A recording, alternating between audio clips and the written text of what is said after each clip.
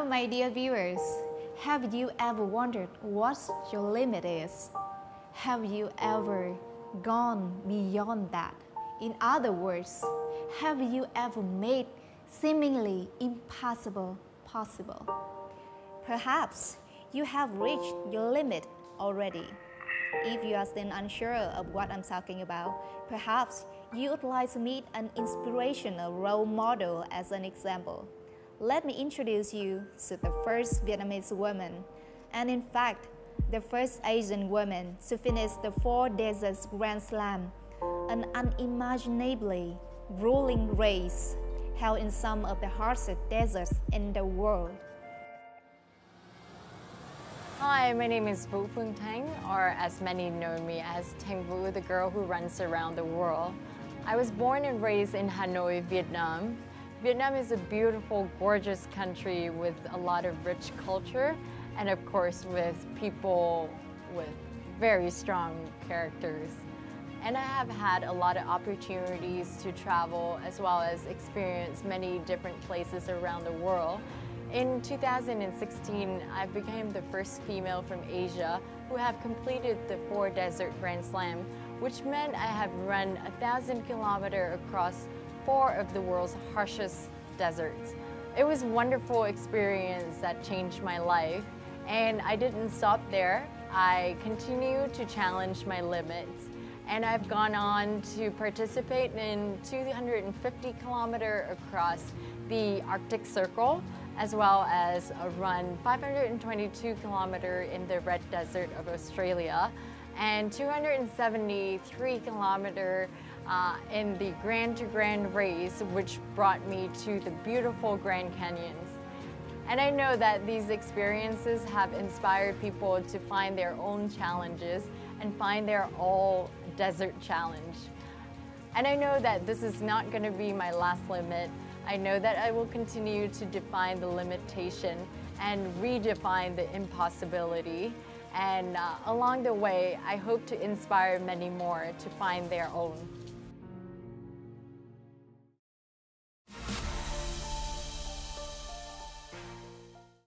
And here she is.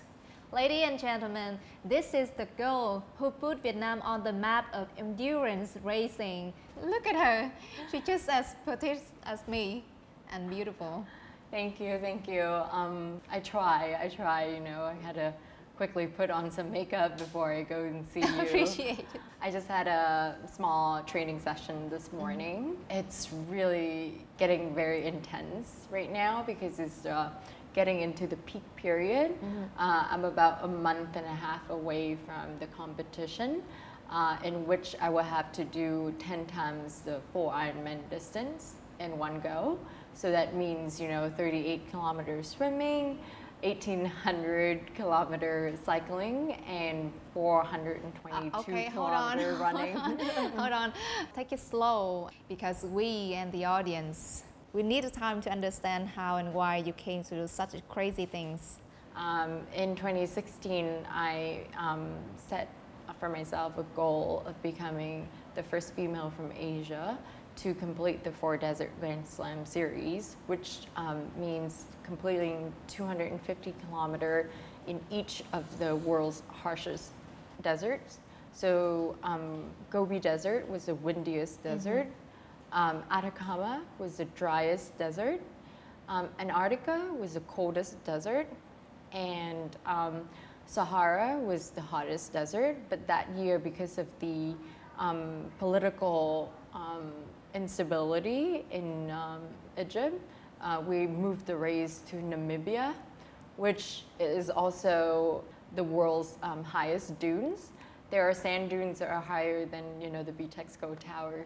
So it was also quite interesting, yeah, to be part of it. Yeah. It's funny because people are often more amazed that I quit my job because you're in your early 20s, you get to travel to different countries and living with a corporate credit card and things like that. It seems like something very glamorous and very fun, which was very nice. For me though, I realized that, and I think a lot of young people can relate, especially with the Gen Z I really enjoy my work. I love the company. I love the job. But I also know that I want to fulfill my potential. And I don't feel like by staying and keep doing what I do, I will really step out of my comfort zone. Deep down inside, like I want to do something that really kind of break all the boundaries that I've set for myself, and kind of really do something that's unimaginable. In fact, actually, I didn't think that I would do endurance racing like full time. It's not exactly my aspiration, but I want it to be part of my life that helped me to be all these great things in what I want to do. So it's sort of like an experience, a personal development experience, I would say. How did you prepare physically for this process? There would be people who want to be on the podium, be like top. They would train differently, but for me, because I was new and I want to just make sure that I finish in good health. Survive. Yes, exactly. survive in good health. I think my order was come back alive. That's the first. That's the first priority, and then finish the race. That's the second priority, and then finish the race with good spirit. I just kind of Google, like, I think I follow like the ultimate guide to train for like a 50 kilometer race, and then I was just kind of modified it to my personal goal. So it usually like you have like 2 days of rest. So I'll make it like Monday and Friday. And then Tuesday, Wednesday, and Thursday, those are like short and medium runs. So I would do something like 15K, 20K, and then 15, which is actually very high load for me at that point. But because I was so close to the race already, I think I had 3 months until the race. So I started there. And then on the weekend, it would be my long back-to-back run. Then I would do something like 30 kilometer and 36, or 36 and then 30, depending. And let me tell you, like the first, after the first back-to-back long run, on Monday, I woke up and I felt like a bus has hit me. It was so painful. So don't follow that. Don't follow that at all. That's just stupid. So I would recommend for someone who's interested in doing something like that, to go trekking long distance for 3 days. Yeah, and then nutrition and hydration is very important. What about financial preparation? It takes a lot of effort to actually get there. They're quite expensive. My first race, I kind of arranged the financial by myself. After I did my first race, I knew I wanted to do the 4 Desert Grand Slam, which means like 4 races all in 1 year. And to go to Antarctica, like the ship alone is very expensive. So then I knew that I have to get sponsorship. It was something very strange and very different for me as well. I just came back to Vietnam at that point, didn't really know anybody, has 0 clue what I'm doing. People give me different advice. Some people say like, okay, be realistic. Like the amount that you're looking for is ridiculous for someone who's not a professional. And the funny thing is that the way I get to where I did was actually just by sharing my story very casually, like how I'm talking to you right now. You talk to 100 people, 99 people are gonna say you're crazy, but you only need one person to say yes, right? I remember I cry like every day. Waking up, I'm like, what am I doing? Like, who do I think I am? That's crazy. But you just gotta keep at it. You gotta believe in the goal that you've set out, and you believe that you can bring values to the people who are helping you. A lot of people focus on the financials because that seems to be, because 90% would care a lot about it. There was 6 or 7 people who did the 4 Desert Grand Slam the same year I did, and one of them was a university graduate. So he like obviously had student debt, you know, just graduated, haven't started working, haven't been able to be financially stable yet, but he found a way.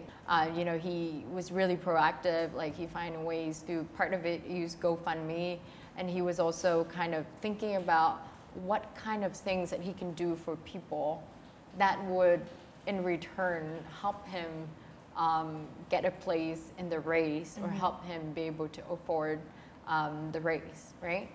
To be honest, like if you really dig deep, you will see that it's not even the hardest challenge.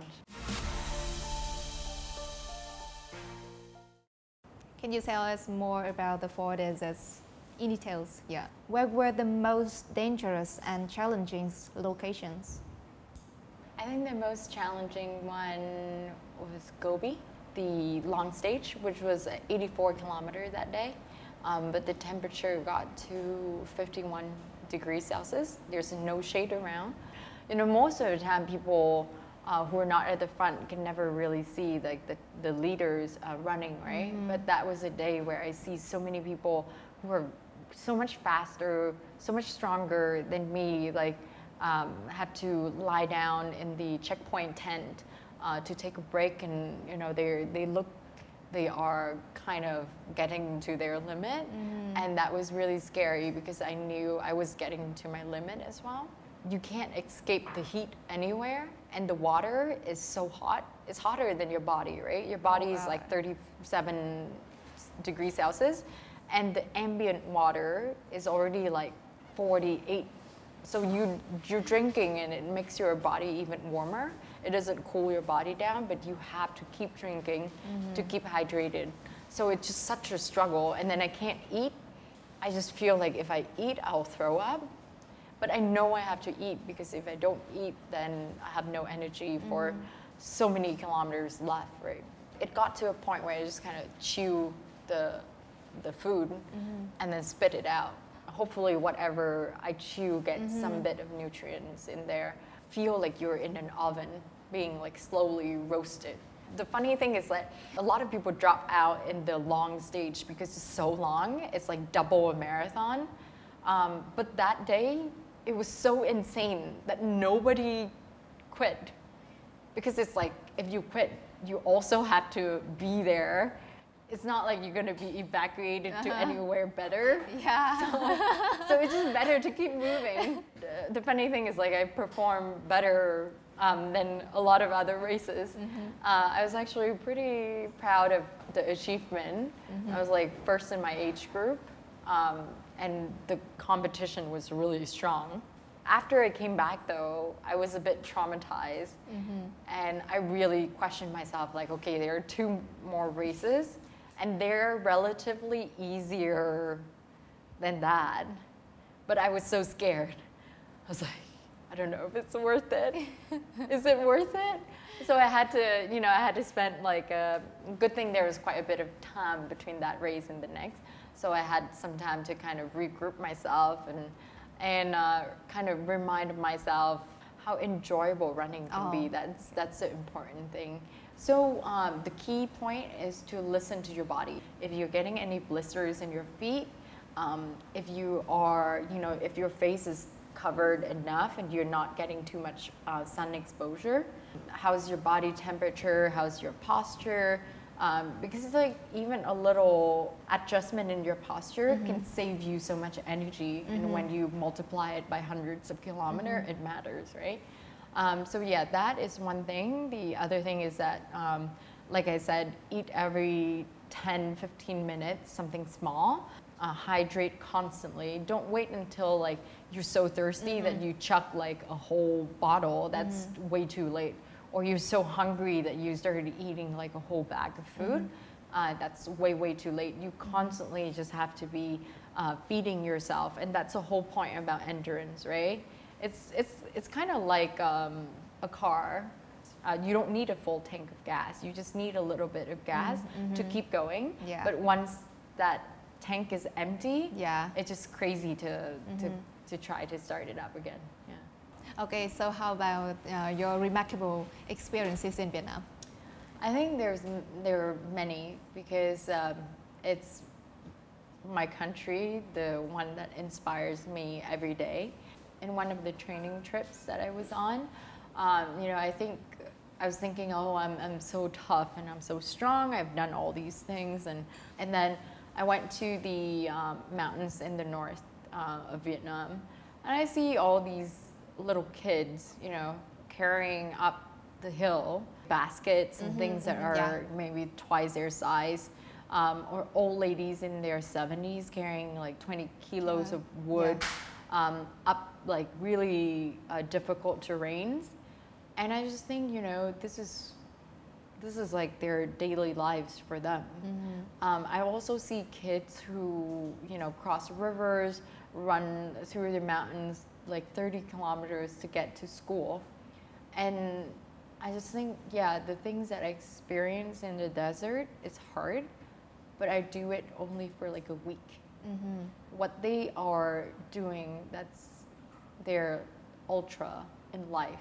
Their ultra is how are they gonna sustain, and how they're gonna provide for their family, how they're gonna get an education to transform their lives. And I think it really inspired me because perhaps when I become the first female in Asia to do something, I can inspire little girls to be the first in something. They probably can do much better than me if they ever go into desert racing, but their desert might be, being the first female from their village to make it to university, or being the first female in their village that didn't get married at like 14 or 15. I had an experience with scholarship recipients that I was supporting. What makes me remember until this day to keep kind of pushing the limits is that there was one girl who really just wanted to keep staying in school, but her father wanted her to get married. So she actually ran away. But then her father found her, and she ended up getting married at like 16. Every time I think something is like way too hard, I think back, I want girls to have choices. Sorry. And it doesn't matter what their choices are. It could be raising a family, that's very admirable. Motherhood is amazing. And girls who want to break out of the social norms and be who they want to be, they should have that choice. So it doesn't matter how hard it gets or how crazy people think the things that I want to pursue. I think it does give a message to girls out there who think, oh, like something is too hard, or something is impossible, or something is out of my reach, but just try. There must be a lot of people out there who dream of a life like yours. Fulfilling, colorful, interesting. YOLO? I honestly don't know if many people would want to be like me. I have to say, a lot of people talk about wanting to find their passion, right? Wanting to live a life following their passion. It's a blessing and it's also a curse, because when you find your passion, you are willing to give up a lot of different things for it. You have certain level of obsession with it, right? You have certain level of some call it dedication, some call it obsession. I would not say that it's a very enviable lifestyle, you know what I mean? I could do something a lot more chill and relax, and I don't have to do 10, maybe I can just do 2 or 3, why do I have to do 10? There will be hard days, but I know overall it's worth doing, and it's something that gives my life meaning. I'm not saying my way is the right way, because I don't think so at all. I think it's rather strange, But if you find something that other people just can't understand why you enjoy it, then you found something you love.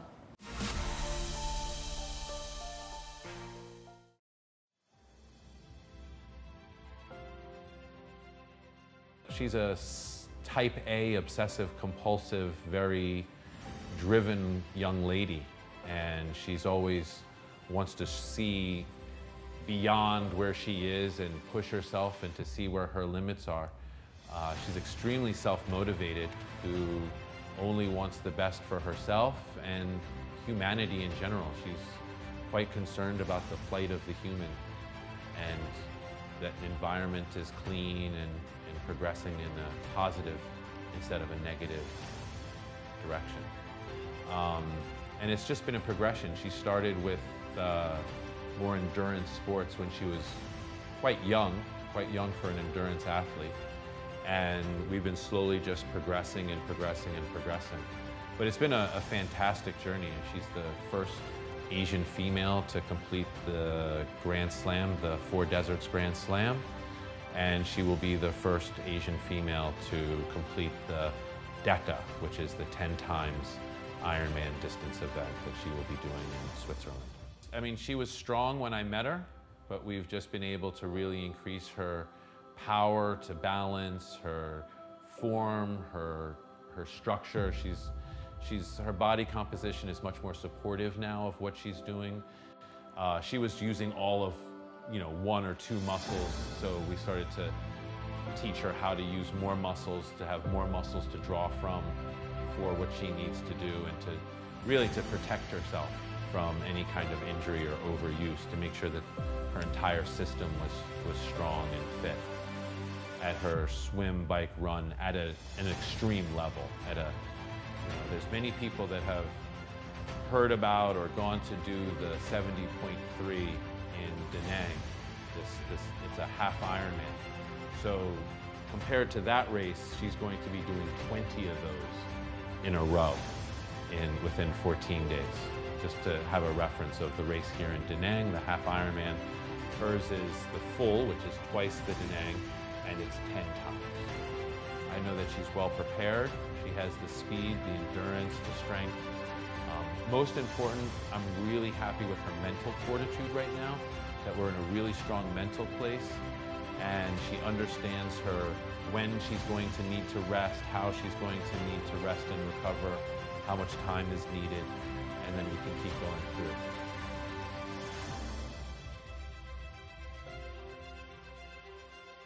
It's a big day, but I'm really excited for her because I know that she's trained enough for it. What do you think your limit is? I don't think I've found my limits yet. Limits are really where you put it, right? My intention is to raise it a little bit higher every year.